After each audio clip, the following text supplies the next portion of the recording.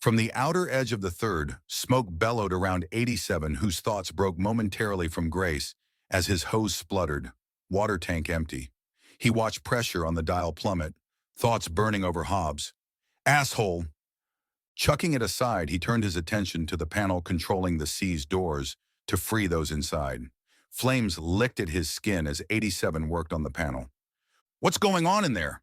106 radioed through as an explosion rang out, shaking the building as it threw him through flames, collapsing a support beam in the process. Tumbling over crates, he slumped. 87, you there? Having a blast. He winced, pulling out the pathetic excuse of a firearm Hobbs had issued for their patrol. You got eyes on them?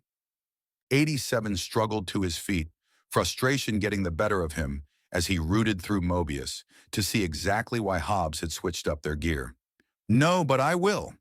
You're out of time, you hear me? 106 barked from behind her visor, staring up at the flaming building from an adjacent street. Get out. Wait for backup and our equipment. 87? 80? What? T can't hear you. 87 finished, muting his mic, firing a quick succession of strategically placed shots with the pathetic pistol they'd been assigned for patrol. He charged at the oncoming wall. Smashing through and tumbling over rubble, he stumbled up on his feet, to the shock of those who'd been trapped inside. The lady he approached screamed, backing up in horror as he offered his outstretched, bloodied hand. Blistered skin having succumbed to the heat, it sagged over his broken wrist. I hear looks don't matter much. He offered with a wicked grin before turning to the others. Organics. Make your way through the only exit, here, here, and here. He pointed time and time again to the hole he'd punched through the wall, using his other hand to prop up the broken finger that flopped down. Emerging from smoke, dust, and rubble, he returned them to the sidewalk and crowd of onlookers before rejoining the rest of his team, who continued evacuating surrounding buildings. You look like hell.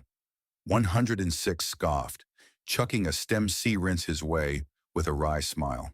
Though his hands had already begun to crisp up and heal, the reflex to catch it cracked them wide open, much to her amusement.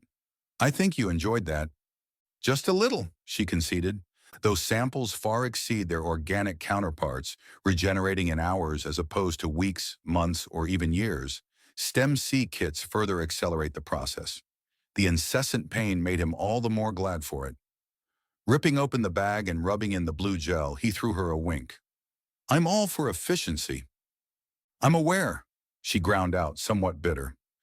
Where's the water, the reserves? Her eyes rolled over to the first. Where do you think? When they pump more through, wet it down, till glazing's finished this side of the third, reserves stay full. Hobbs won't like it. 87's jaw firmed watching Inter's glass castle. Leave him to me. Asterisk. Grace rubbed her brow, annoyed by 87's sudden silence. He had a habit of disappearing mid-conversation. How does that have anything to do with space? She'd wondered on alone, only for him to resurface sometime later. 87 gave his usual charming smile. He'd come to enjoy conversations with this organic and often indulged in them during whatever mundane tasks Inter had set. Initially, he'd found her pitifully curious at best. Nevertheless, she'd begun to seem as precious as she were pitiful, if she were in fact who he suspected her to be.